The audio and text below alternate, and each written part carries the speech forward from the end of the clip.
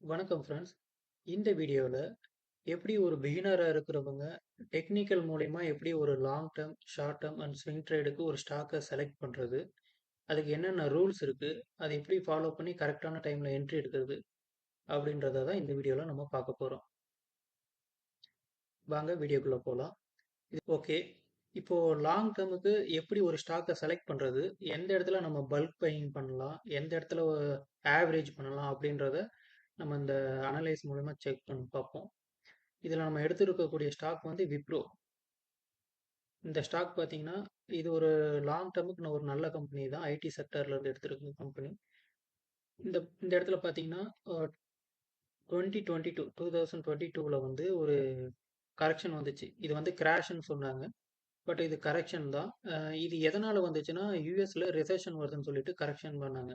நல்லா இந்த ஸ்டாக்கை இறக்கி விட்டாங்க. இது மட்டும் இல்ல, ஐடி செக்டர்ல இருக்கிற மொத்த ஸ்டாக்கையும் வந்து இந்த மாதிரி தான் கரெக்ஷன் ஆச்சு.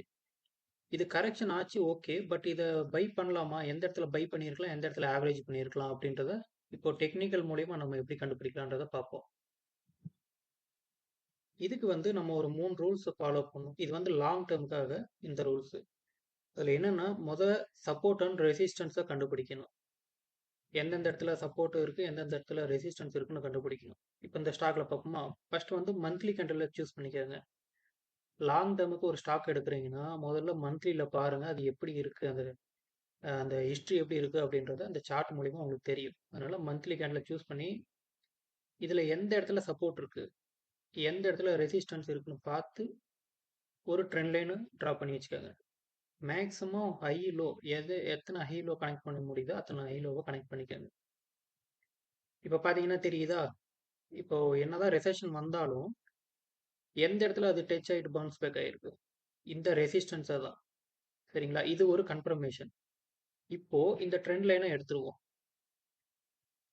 ட்ரெண்ட் லைனை எடுத்துட்டு அடுத்ததா இன்னொரு மெத்தட் இருக்கு. இந்த இடத்துல பை பண்ணலாமா வேணாமா அப்படின்னு சொல்லிட்டு. அது என்னன்னா ஃபிபனாச்சி ரீட்ரேஸ்மெண்ட். இந்த லோவையும் இந்த ஹை கரெக்ஷன் எங்க நடந்துச்சோ அந்த ஹையும் கனெக்ட் பண்ணி பார்த்தீங்கன்னா கோல்டன் ரேஷியோ வந்திருக்கா அப்படின்னு பாருங்க. ஏன்னா லாங் டேர்முக்கு எடுக்கிறது வந்து மினிமம் 50% கரெக்ஷன்ல இருக்கணும். அப்படி இல்லைன்னா கோல்டன் ரேஷியோ வந்து டச் ஆயிருக்கணும். இந்த ரெண்டு லெவலையும் வந்து டச் ஆனாதான் நீங்க லாங் டேர்முக்கு எடுக்கணும் ஒரு ஸ்டாக் கரெக்ஷன்ல இருக்கும்போது. அப்பதான் உங்களுக்கு ஒரு நல்ல ரிட்டர்ன் கொடுக்கும். இப்போ பார்த்தீங்கன்னா இது வந்து கோல்டன் ரேஷியோல வந்து விழுந்திருக்கு. ரெண்டாவது கன்ஃபர்மேஷன் ஆச்சு. இப்போ மூணாவதா இன்னொரு கன்ஃபர்மேஷன் இருக்கு. இந்த இடத்துல பை பண்ணலாமா வேண்டாவா அப்படின்னு சொல்லிட்டு. இது எந்த இடத்துல கன்சாலிடேட் ஆக ஆரம்பிச்சது? 23 மினிமம் மார்ச்ல இருந்து செப்டம்பர் இந்த ரேஞ்சில தான். இப்போ நம்ம என்ன பண்ண போறோம்னா ஷேர் ஹோல்டிங் பேட்டர்ன் பார்ப்போம். யாராச்சும் இந்த இடத்துல அந்த கன்சாலிடேட் நடந்துச்சுல்ல, அந்த இடத்துல யாராச்சும் பை பண்ணியிருக்காங்களா அப்படின்றத பார்ப்போம். இதில் நேராக போங்க, இன்வெஸ்டர்ல எடுத்து பாருங்க. இன்வெஸ்டர்ல ஷேர் ஹோல்டிங் பேட்டர்ல குவார்டர்லியில் பாருங்க. இயர்லியில பார்த்தாலும் உங்களுக்கு தெரியும். இங்க யாராச்சும் அந்த மார்ச்சுக்கு மேல யாராச்சும் இன்வெஸ்ட்மெண்ட் பண்ணியிருக்காங்களான்னா இங்க பாருங்க, டிஐஐ இன்வெஸ்ட் பண்ணியிருக்காங்க. தெரியுதா? அப்ப இருந்து இப்போ வரைக்கும் டிஐஐ தான் வந்து அதிகமா வாங்கிட்டு இருக்காங்க. இப்போ மார்ச் 2022ல வந்து 3.2% இருந்தது. மார்ச் 23ல 8%ஆ மாறிடுச்சு. இதை வந்து நம்ம குவார்டர்லியில் செக் பண்ணி பார்ப்போம். எங்க அதிகமா நடந்திருக்கு பையிங்கு? இங்க பாருங்க, டிஐ வந்து எங்க பை பண்ணியிருக்காங்க பாருங்க. ஜூனு ஜூன்ல வந்து இங்க இருந்திருக்கு. ஆனா அதே செப்டம்பர்ல தான் அதிகமாயிருக்கு. 2022 செப்டம்பர்ல பார்த்தீங்களா, 3.4% இருந்தது, 7.96% ஆயிருக்கு. எப்போ? 2022 செப்டம்பர்ல. இப்போ நம்ம அந்த பேட்டர்ன் எடுத்து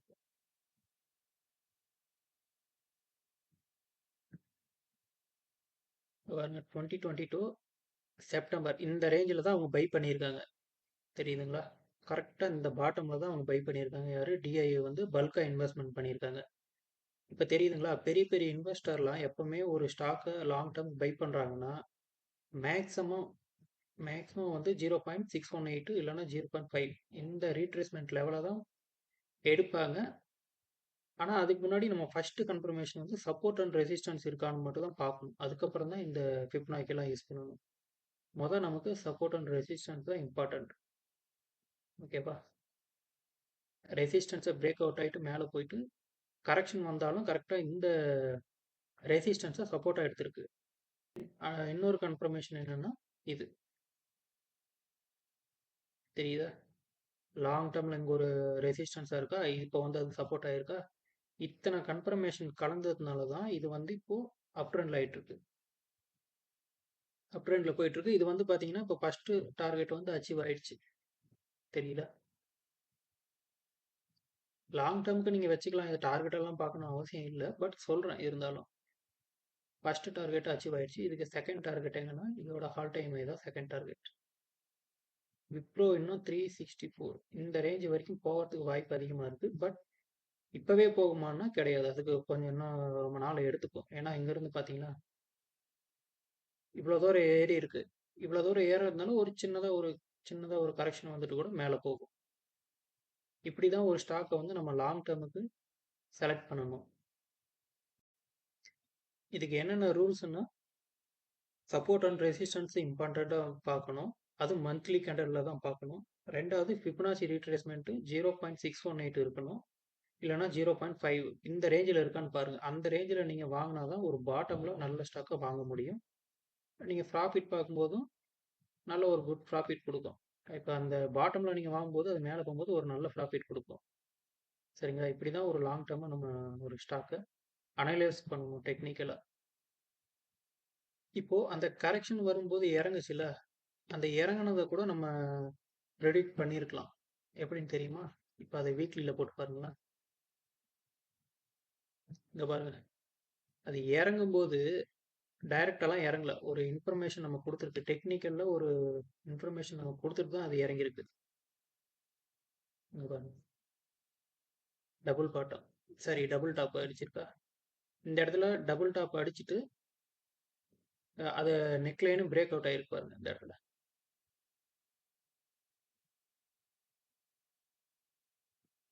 இடத்துல டபுள் டாப் அடிச்சுட்டு அதை பிரேக் டவுன் பண்ணி இந்த இடத்துல ரீட்ரெஸ்ட்டும் கொடுத்துருக்கு. டெக்னிக்கல் தெரிஞ்சவங்க எல்லாருமே இந்த இடத்துல எக்ஸிட் ஆகிருப்பாங்க. மேக்ஸிமம் இந்த இடத்துல எக்ஸிட் ஆகிருப்பாங்க. 300 பிரேக் டவுன் ஆச்சுங்களா, இந்த இடத்துல எக்ஸிட் ஆகிருப்பாங்க.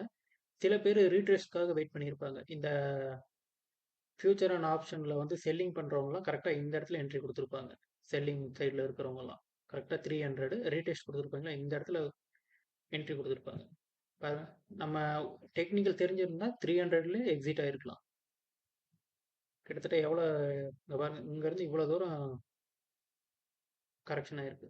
இத்தனை பர்சன்டேஜ் 40% பக்கம் கிராஸ் ஆகிருக்கு. எப்போ ரீடெஸ்ட் கொடுத்ததுலேருந்து நம்ம இந்த இடத்துல எக்ஸிட் ஆகிட்டு இந்த இடத்துல கூட இன்னும் பை பண்ணியிருக்கலாம். இந்த இடத்துல பல்க் பையிங் வாங்கியிருக்கலாம். இப்போ இந்த பேட்டர்னை கரெக்டாக டச் ஆகிட்டு மேலே ஏறுதுல்ல, இந்த இடத்துல நமக்கு ஒரு கன்ஃபர்மேஷன் கொடுத்துருக்கு பாருங்களா, தெரியுதா?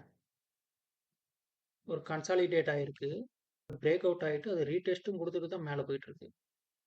தெரியுதா?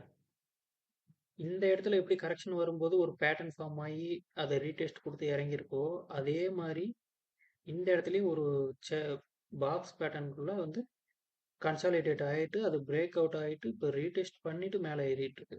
ப்ராப்பராக ரீடெஸ்ட் கொடுத்து தான் மேலே ஏறுது. இந்த மாதிரி தான் ஒரு லாங் டேர்முக்கு ஒரு ஸ்டாக்கை நம்ம செலக்ட் பண்ணணும். இப்போ அடுத்ததாக ஷார்ட் டேர்முக்கு எப்படி நம்ம ஒரு ஸ்டாக்கை செலக்ட் பண்ணுறது, அதுக்கு என்னென்ன ரூல்ஸ் இருக்குது அப்படின்றத பார்ப்போம். ஓகே ஃப்ரெண்ட்ஸ், இப்போது ஒரு ஷார்ட் டேர்முக்கு எப்படி ஒரு ஸ்டாக்கை செலக்ட் பண்ணுறது அப்படின்றத பார்ப்போம். இதுக்கு ஒரு சின்ன ரூல்ஸ் எல்லாம் இருக்குது. இதுக்கு என்னென்னா சப்போர்ட் அண்ட் ரெசிஸ்டன்ஸை நம்ம பார்க்கணும். ரெண்டாவது ஃபிபனாச்சி ரீட்ரேஸ்மெண்ட் வந்து 0.3 இல்லைனா 0.5 இந்த ரேஞ்ச் இருந்தாவே போதுமானது தான். இதுக்கு டைம் பீரியட் பார்த்தீங்கன்னா மினிமம் ஒரு 2 மாதத்துலேருந்து 5 மாதம் டைம் எடுத்துக்கும். 2 to 5 மந்த் டைம் எடுக்கும். இப்போ இதுக்கு நம்ம எடுத்துருக்கிறது ஃபஸ்ட்டு ஸ்டாக் வந்து பேடிஎம் எடுத்திருக்கோம். இதுக்கு நம்ம ஃபஸ்ட்டு சப்போர்ட் அண்ட் ரெசிஸ்டண்ட்டாக ட்ரா பண்ணுவோம். இந்த ஐயும் கனெக்ட் பண்ணி ஒரு ட்ரெண்ட் லைன் வரைஞ்சிருங்க. ரெண்டாவது இந்த லோவும் நீங்கள் கனெக்ட் பண்ணி இப்படி போட்டிருந்தாவே மூணாவதாக பாருங்கள், இந்த வருஷம் ஸ்டார்டிங்லலாம் பார்த்தீங்கன்னா உங்களுக்கு நல்ல டவுன் ஆச்சு. நல்லா டவுன் ஆச்சு. இப்ப பாருங்க, நம்ம ஆல்ரெடி இந்த லோவ மட்டும் கனெக்ட் பண்ணி நம்ம ட்ரெண்ட் லைன் போட்டு வச்சிருந்தோம். இந்த வருஷம் ஸ்டார்ட்டிங் வந்து ஒரு பேட் நியூஸ் வந்துச்சு. அதுலருந்து பார்த்தீங்கன்னா, இங்க பாருங்க. கரெக்ட்டா இந்த இடத்துலருந்து நல்லா கிராஷ் ஆச்சு. இது வந்து கரெக்ஷன்லாம் கிடையாது. இது கிராஷ் தான். இது கிராஷ் ஆயி இந்த வரைக்கும் வந்துச்சு. வந்தது எங்க பவுன்ஸ் பேக் ஆயிருக்குன்னா, அங்க பாருங்க ஆல்ரெடி இந்த இடத்துலயும் இந்த லோவையும், இந்த லோவையும் நம்ம கனெக்ட் பண்ணி ஆல்ரெடி ஒரு ட்ரெண்ட் லைன் போட்டு வச்சிருந்தா, கரெக்ட்டா அதே ட்ரெண்ட் லைன ரெஸ்பெக்ட் பண்ணி இப்ப மேல ஏறியிருக்கு. தெரியுதுங்களா? ஷார்ட் டெர்முக்கு ஒரு ஸ்டாக்க செலக்ட் பண்றதா இருந்துச்சுன்னா, இதுக்கு ஃபண்டமெண்டல் எல்லாம் அவசியம் கிடையாது. இதுக்கு ஃபண்டமெண்டல்ல நீங்க பார்க்க வேண்டாம். வேணுனா ஷேர் ஹோல்டிங் பேட்டர்ன வேணுனா பார்க்கலாம். சரிங்களா? இப்போ இது பவுன்ஸ் பேக் ஆயி மேல போயிட்டுருக்கு. இதுக்கு எப்படி பவுன்ஸ் பேக் ஆச்சு? கரெக்ட்டா இந்த 2 லோவையும் கனெக்ட் பண்ணி ஒரு ட்ரெண்ட் லைன் போட்டிருந்தோம். இந்த இடத்துல வந்து டச் ஆயிருச்சு. பட் இங்கிருந்து மேல ஏறுற போறதுக்கு ஒரு கன்ஃபர்மேஷன் வேணும்ல? அதுக்கு பாருங்க. இந்த இடத்துல ஒரு சின்னதா ஒரு பேட்டர்ன். இது வந்து இன்வெர்டட் ஃபிளாக். அத மேல உடைச்சு போயிருக்கு. இதுவே கீழ உடைச்சிருந்தா இன்னும் கிராஷ் ஆயிருக்கும் ஸ்டாக். பட் கீழ உடைக்காம பாருங்க. இந்த இடத்துல வந்து ஒரு பேட்டர்ன் ஃபார்ம் ஆயி அதுலருந்து மேல போயிட்டுருக்கு. இது கன்டினியூஸா இப்ப மேல போயிட்டுருக்கு. இது வந்து ஷார்ட் டெர்முக்கு எடுத்திருக்கலாம். ஒருவேளை இது ஷார்ட் டெர்முக்கு எடுத்திருந்தா இதோட டார்கெட் எப்படி வச்சிருக்கணும்னா, ப்ரீவியஸா ஏதாச்சும் ஒரு ஹை இருக்கான்னு பாருங்க. இந்த இடத்துல ஒரு ஹை இருக்கு. கரெக்ட்டா? இந்த இடத்துல பாருங்க ஒரு சின்ன ரிஜெக்ஷன் வந்துட்டு அதுக்கப்புறம் தான் பிரேக் அவுட் ஆயிருக்கு. நல்ல ஒரு ஸ்ட்ராங்கா ஒரு கேண்டில் வச்சிருக்கு. 2வதா 2வது டார்கெட் வைக்கணும்னா இந்த இடம். இப்ப நம்ம ட்ரேட் ஆயிட்டு இருக்கு பாருங்க. பார்த்தா தெரியும். இப்ப வீக்லில தான் வச்சிருக்கோம். கரெக்ட்டா இந்த ஹை வந்ததும் பாருங்க ஒரு சின்ன ரிஜெக்ஷன் காட்டுது. திரும்ப இதுக்கு மேல ஓப்பன் க்ளோஸ் வச்சு மேல போகுமான்னு பார்த்தீங்கன்னா, உடனே இன்னொரு ரெசிஸ்டன்ஸ் இருக்கு இந்த இடத்துல. தெரியுதுங்களா? 3வது டார்கெட்ட வந்து இந்த இடம். கிட்டத்தட்ட 1150 இந்த ரேஞ்சில போனோனமே மறுபடியும் ரிஜெக்ஷன் வரும். ஸோ இப்படி தான் ஒரு ஷார்ட் டெர்ம்க்கு ஒரு ஸ்டாக்க செலக்ட் பண்ணணும். இதுக்கு இந்த சின்ன சின்ன ரூல்ஸ ஃபாலோ பண்ணாவே நீங்க ஈஸியா ட்ரேட் பண்ணலாம். இப்போ அடுத்ததா இதுக்கு வேற இன்னொரு எக்ஸாம்பிள் வேற ஒரு ஸ்டாக் எடுப்போம். இப்போ எல்ஐசி எடுப்போமே. எல்ஐசியும் ஃபண்டமெண்டலா ஸ்ட்ராங்கா இல்ல அப்படி இப்படின்னு சொன்னாங்க ஸ்டார்ட்டிங்ல ஐபிஓ வரும்போது. அந்த ஸ்டாக் எடுத்து அனலைஸ் பண்ணுவோம். இதுவும் ஐபிஓல இருந்து கிட்டத்தட்ட எவ்வளோ? இங்க பாருங்க. ஐபிஓ லெவல்ல இருந்து கிட்டத்தட்ட 40, 41% இதாச்சு. டவுன் ஆயிட்டு தான் மேல போயிருக்கு. பட் மேல போறதுக்கு முன்னாடி இதுக்கு வந்து ஒரு கன்ஃபர்மேஷன் குடுத்துட்டு தான் மேல போயிருக்கு. சரிங்களா? இது வந்து டெக்னிக்கல் தெரிஞ்சிருந்தா இந்த இடத்துல கண்டிப்பா பை பண்ணியிருப்பாங்க. டெக்னிக்கல் தெரிஞ்சவங்க மட்டும். இங்க பாருங்க. இது வந்து ஹெட் அண்ட் ஷோல்டர் பேட்டர்ன் வந்திருக்கு. Inverted head and shoulder.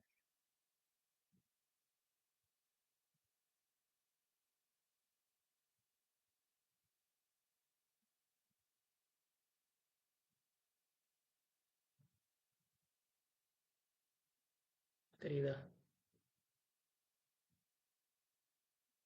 இது வந்து டெக்னிக்கலா இன்வெர்டட் ஹெட் அண்ட் ஷோல்டர்ன்னு சொல்லுவோம்.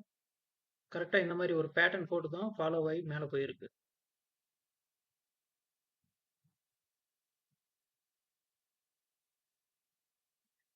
கரெக்ட்டா பாருங்க. இங்க ரெசிஸ்டன்ஸ் போட்டிருந்தா கூட, இங்க இருந்து இப்படி போட்டிருந்தா கூட, பாருங்க. ஷார்ட் டெர்ம்ல ஒரு இன்வெர்டட் ஹெட் அண்ட் ஷோல்டர் போட்டு, அதுக்கப்புறம் அது பிரேக் அவுட்டும் ஆயிருக்கு. வீக்லில பாருங்க ஸ்ட்ராங்கா ஒரு கேண்டில் வச்சிருக்கு. தெரியுதா? இந்த பேட்டர்ன பிரேக் அவுட் ஆகும்போது ஒரு ஸ்ட்ராங்கா ஒரு வீக்லில ஒரு கேண்டில் வச்சிருக்கு.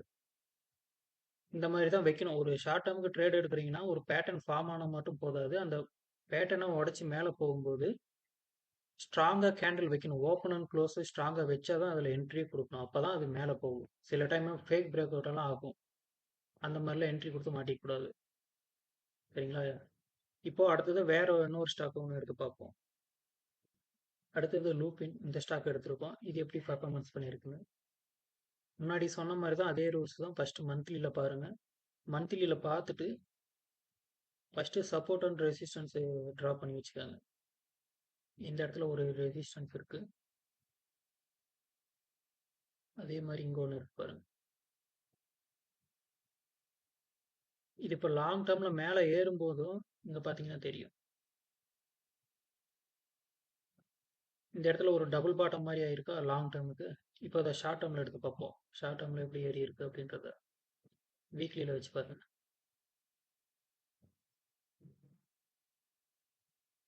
தெரியுதா? வீக்லியில வச்சாலும் இந்த இடத்துல ஒரு மைனரா ஒரு டபுள் பாட்டம் கிரியேட் ஆயிருக்கு. டபுள் பாட்டம் கிரியேட் ஆயிட்டு இங்க பாருங்க. டபுள் பாட்டம் கிரியேட் ஆயிருக்கு. அதே மாதிரி பேட்டர்னை பிரேக் அவுட் ஆயிருக்கு. பிரேக் அவுட் ஆனது பாருங்க, ஸ்ட்ராங்கா ஒரு கேண்டில் வச்சிருக்கு. தெரியுதுங்களா? ஸ்ட்ராங்கா ஒரு புல்லிஷ் கேண்டில் மேல பிரிண்ட் ஆயிருக்கு. பிரேக் அவுட் ஆகி க்ளோஸ் வந்திருக்கு. க்ளோஸ் ஆனதுக்கு அப்புறம் தான் இது மேல போக ஆரம்பிச்சிருக்கு. இப்போ இதுலயே வேற எங்கேயாச்சும் என்ட்ரி கிடைக்குமா அப்படின்னு கிடைச்சிருக்குமா அப்படின்னு பார்த்தோம்னா இங்க பாருங்க, இந்த இடத்துல ஒரு என்ட்ரி கிடைச்சிருக்கு.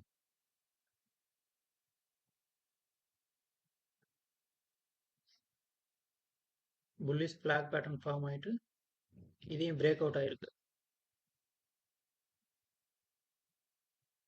ட்ரேட் எடுக்கிறோம், ஒரு ஸ்டாக்ல என்ட்ரி ஆகுறோம்னா ஒரு பேட்டர்ன் ஃபார்ம் ஆகணும். பேட்டர்ன் ஃபார்ம் ஆகி அது பிரேக் அவுட் ஆகணும்.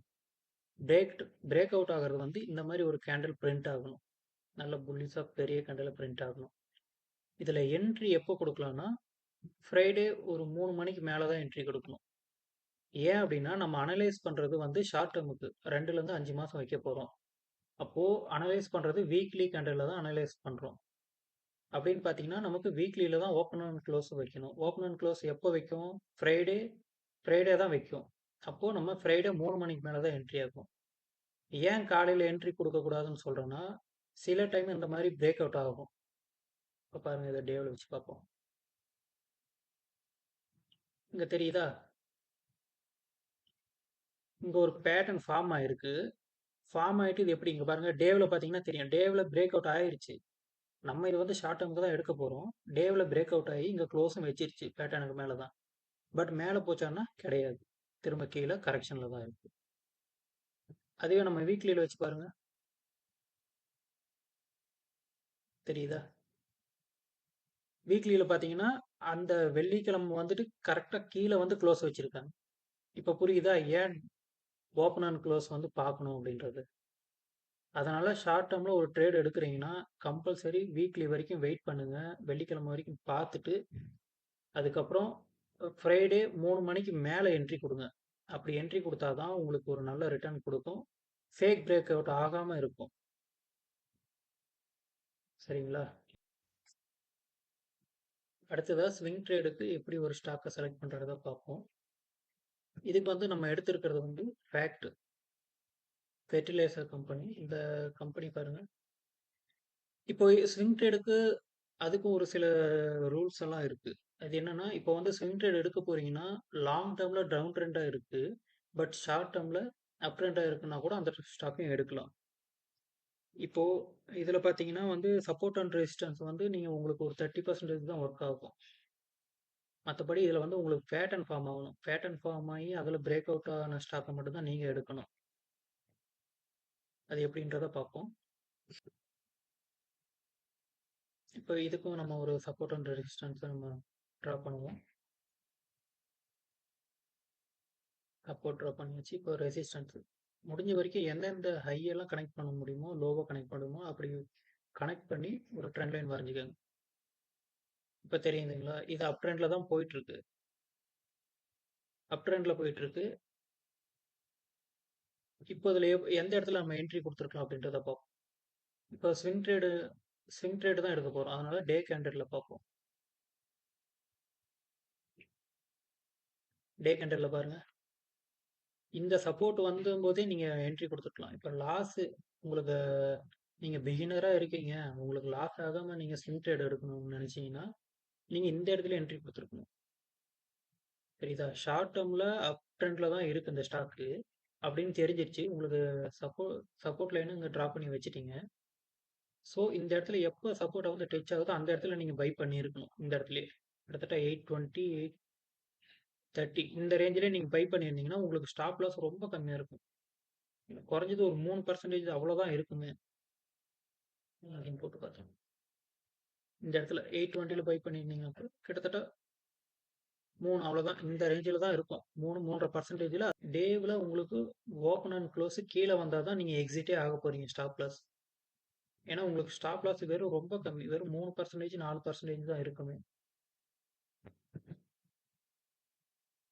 இதில் என்ட்ரி எப்படி ஆயிருப்பீங்க இங்கே பாருங்க. இந்த இடத்துல ஒரு ரெசிஸ்டன்ஸ் ட்ரா பண்ணுங்க. தெரியுதா? இந்த இடத்துல ஒரு ரெசிஸ்டன்ஸ் ட்ரா பண்ணுங்கன்னா, இந்த ஸ்டாக்க வந்து நீங்க ஷார்ட் டேர்முக்கும் எடுத்திருக்கலாம், ஸ்விங் ட்ரேடுக்கும் எடுத்திருக்கலாம். தெரியுதா? இந்த ரெசிஸ்டன்ஸ அது பிரேக் அவுட் ஆகும்போது எப்படி ஆயிருக்கு பாருங்க. பெரிய கண்டைல வச்சிருக்கு. தெரியுதா? இப்போ சின்னதா கன்சாலிடேட் ஆயிருக்கு. இப்போ இத 4 ஹவர்ஸ்ல பார்ப்போம். 4 ஹவர்ஸ்லயும் ஒரு சின்ன கன்சாலிடேட் தான் இருக்கு. இந்த ரேஞ்ச். இந்த ரேஞ்சில இருக்கு. மேக்ஸிமம் இது இறங்குனா எவ்வளவு தூரம் இறங்கலாம்னா இந்த ரேஞ்ச்.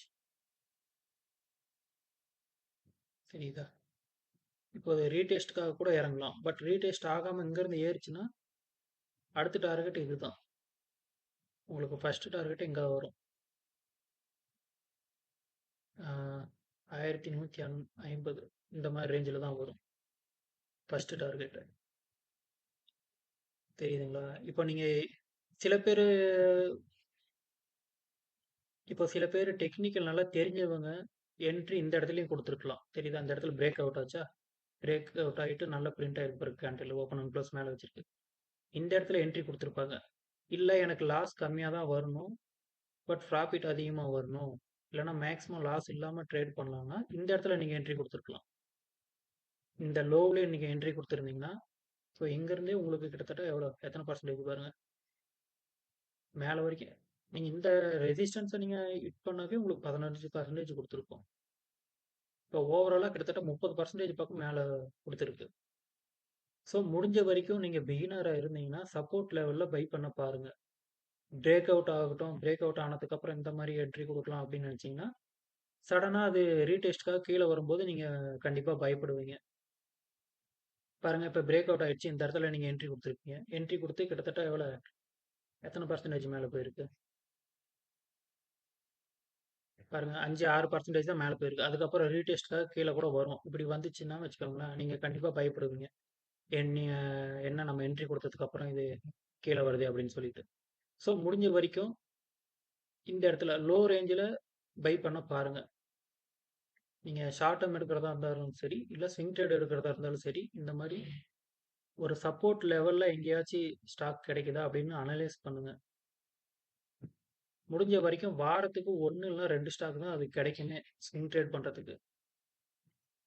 மார்க்கெட்டில் 1000 ஸ்டாக் 2000 ஸ்டாக் இருக்கு அப்படின்றதெல்லாம் வேற. ஆனால் நீங்கள் அனலைஸ் பண்ணணும். குறைஞ்சது ஒரு 5 ஸ்டாக் அனலைஸ் பண்ணாதான் அதில் ஒரு 2 ஸ்டாக் தான் நல்லா கிடைக்கும். அந்த 2 ஸ்டாக்ல மறுபடியும் இன்னொரு ஃபில்டர் பண்ணுங்க. ஃபில்டர் பண்ணி அதில் ஒரு ஸ்டாக்கை பிக் பண்ணி அதை ஸ்விங் ட்ரேட் எடுங்க. எல்லா ஸ்டாக்லையும் ஸ்விங் ட்ரேட் எடுக்கணும்னா அது ரொம்ப கஷ்டம். ஸோ இந்த மாதிரி ஸ்டாக் செலக்ட் பண்ணி கண்டிப்பாக எடுங்க.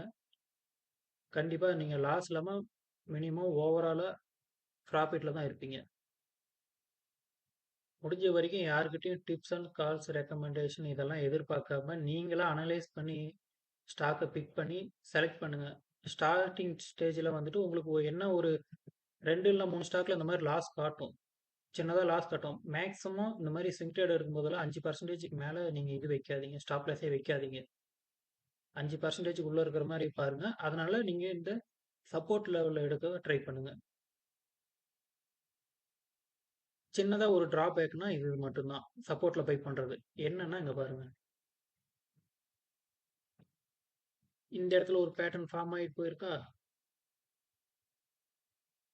பிரேக் அவுட் ஆயிட்டு ரீடெஸ்ட் கொடுத்துட்டு மேலே போயிருக்கு. நல்ல ப்ராஃபிட் கொடுத்துருக்கு. அதுவே நீங்க சப்போர்ட்ல பை பண்ணியிருந்தீங்கன்னா உங்களுக்கு என்ன ஒரு கொஞ்ச நாள் டைம் ஆகும். பிரேக் அவுட் ஆனதுக்கு அப்புறம் நீங்க என்ட்ரி கொடுத்தீங்கன்னா கிட்டத்தட்ட எவ்வளோ 2-3 நாளே உங்களுக்கு டார்கெட் அச்சீவ் ஆயிரும். ஆனா சப்போர்ட்ல எடுத்தீங்கன்னா 2-3 நாள்ன்றத நீங்க உங்களுக்கு ஒரு 10 நாள் கூட எடுத்துக்கும். புரியுதுங்களா? அதனால நீங்க முடிஞ்ச வரைக்கும் நீங்க சப்போர்ட்ல எடுக்க பழகுங்க. ஸ்டார்ட்டிங் ஸ்டேஜ்ல சப்போர்ட்ல எடுத்து பழகுங்க. சப்போர்ட்ல எடுத்துட்டு குறைஞ்சதா ஒரு 10%, ஒரு 8%, 10% இந்த மாதிரி பிடிச்சி பழகுங்க. அதுக்கப்புறம் நீங்க டெக்னிக்கலா கொஞ்சம் மாஸ்டர் ஆனதுக்கு அப்புறம் ஓரளவு தெரிஞ்சதுக்கு அப்புறம் இந்த மாதிரி பிரேக் அவுட் ஸ்டாக்கை எடுங்க. இப்படி எடுத்தீங்கன்னா கண்டிப்பா ஓவராலா நீங்க ப்ராஃபிட்ல தான் இருப்பீங்க, லாஸ் இல்லாம. ஓகேவா? முடிஞ்ச வரைக்கும் நீங்க யார்கிட்டயும் டிப்ஸ் அண்ட் கால்ஸ் கேட்டு ட்ரேட் பண்ணாதீங்க. அப்படி பண்ணீங்கன்னா, கண்டிப்பா லாஸ்ல தான் முடியுவீங்க. உங்களால லாங் டர்ம்ல சர்வைவ் ஆகவே முடியாது. முடிஞ்ச வரைக்கும் நீங்க கத்துக்கிட்டு இந்த மாரி ட்ரேட் எடுக்க பழகுங்க. முடிஞ்ச வரைக்கும் இந்த மாரி குளோசிங் ரேஞ்ச பார்த்துட்டு ட்ரேட் எடுக்க பழகுங்க. டெக்னிக்கல் தெரிஞ்சவங்க. பிகினரா இருக்கிறவங்க இந்த மாரி சப்போர்ட் லெவல்ல ட்ரேட் எடுக்க பழகுங்க. கண்டிப்பா நீங்க லாஸ் இல்லாம ப்ராஃபிட்ல தான் இருப்பீங்க ஓவரால் பார்க்கும்போது. ஒரு 5 ஸ்டாக்க நீங்க சப்போர்ட்ல எடுக்கும்போது, ஒரு 2 ஸ்டாக்க உங்களுக்கு லாஸ்ல காட்டினாலும், மீதி 3 ஸ்டாக் நீங்க ஓவராலா ப்ராஃபிட்ல தான் இருப்பீங்க. ப்ராஃபிட் உங்களுக்கு என்னமோ கிட்டத்தட்ட 10% குடுக்கும். லாஸ்ன்னு வரும்போது 2 இல்ல 3% இந்த மாரி ரேஞ்சில தான் கிடைக்கும். ஏன்னா நம்ம ஆல்ரெடி சப்போர்ட்ல தான பை பண்ணியிருக்கோம். ஸோ உங்களுக்கு லாஸ் ரொம்ப கம்மியா தான் இருக்கும். பட் ப்ராஃபிட் அதிகமா இருக்கும். நீங்க 5ல ஒரு 3 ட்ரேடு உங்களுக்கு சக்சஸ்ஃபுல் ஆனாலும், ஓவராலா நீங்க ப்ராஃபிட்ல தான் இருப்பீங்க. ஸோ ட்ரேட் இந்த மாரி எடுத்து பழகுங்க. இந்த வீடியோ எப்படி இருந்துச்சு அப்படின்றத நீங்க கமெண்ட்ல சொல்லுங்க. அவ்வளோதான் ஃப்ரெண்ட்ஸ் இந்த வீடியோ. இந்த வீடியோ உங்களுக்கு புடிச்சிருக்கும், புரிஞ்சிருக்கும்னு நம்புறேன். பிடிச்சிருந்தா ஒரு லைக் பண்ணுங்க. உங்க ஃப்ரெண்ட்ஸ்க்கும் ஷேர் பண்ணுங்க. முடிஞ்ச வரைக்கும் யார்கிட்டயும் டிப்ஸ் அண்ட் கால்ஸு ரெக்கமெண்டேஷன் கேட்டு ஒரு ட்ரேட் எடுக்காதீங்க. இப்போ மார்க்கெட்ல நீங்க ஆல்ரெடி ஒரு ட்ரேட் எடுத்துட்டீங்கன்னா, அது எது வரைக்கும் கிராஷ் ஆகும், எது வரைக்கும் கரெக்ஷன் ஆயிட்டு மேல போகும் அப்படின்றத நீங்க தெரிஞ்சுக்கிட்டீங்கன்னா, ஒரு ட்ரேட் எடுக்கும்போது நீங்க கண்டிப்பா பயப்பட மாட்டீங்க. யார்கிட்டயும் கேட்டுட்டு உட்கார்ந்துட்டு இருக்க மாட்டீங்க. முடிஞ்ச வரைக்கும் நீங்க கத்துக்க ட்ரை பண்ணுங்க. நீங்க கத்துக்க ட்ரை பண்ணா தான் உங்களால மார்க்கெட்ல சர்வைவ் ஆக முடியும் லாங் டர்ம்ல. இந்த வீடியோ பிடிச்சிருந்தா ஒரு லைக் பண்ணுங்க. உங்க ஃப்ரெண்ட்ஸ்க்கும் ஷேர் பண்ணுங்க. நம்ம சேனல சப்ஸ்கிரைப் பண்ணி வைங்க. ஃபியூச்சர்ல அந்த மாரி பிரேக் அவுட் ஸ்டாக்கு, இந்த மாரி பாட்டம்ல இருக்கிற ஸ்டாக்கெல்லாம் நான் கண்டிப்பா அனலைஸ் பண்ணி போடுவேன். எந்த ஸ்டாக்ல ஒரு பிகினர் பை பண்றதுக்கு கரெக்ட்டான டைம் வருது அப்படின்றதெல்லாம் இந்த சேனல்ல நம்ம போஸ்ட் பண்ண போறோம். ஸோ மறக்காம சப்ஸ்கிரைப் பண்ணி வச்சுக்கோங்க. நன்றி மக்களே!